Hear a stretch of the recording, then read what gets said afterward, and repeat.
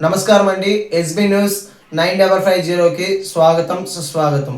ఏ రోజు వార్త ఆ రోజు మనకు అప్డేట్ కావాలంటే ఎస్బీ న్యూస్ 9550 ఛానల్ను మీరు సబ్స్క్రైబ్ చేసుకుంటే ప్రతిరోజు వార్త మీకు అప్డేట్గా ఉంటుంది.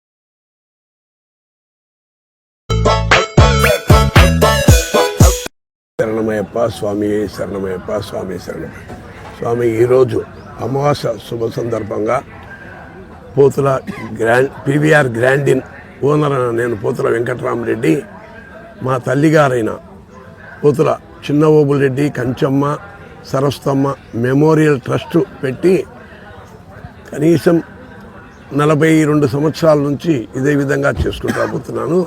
ఈ అమావాస్య శుభ సందర్భంగా ఈ రిమ్స్ రోగులు హాస్పిటల్కి వచ్చేవాళ్ళు చాలా ఇబ్బంది పడుతున్నారు, టిఫిన్కు భోజనాలకు అన్నీ అని చెప్పినారు.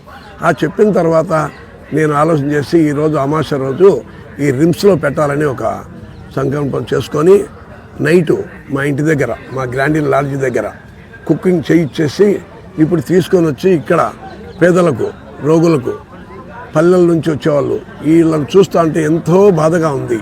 ఈ ఆకలి తీసేది ఆ భగవంతునికి తెలుసు.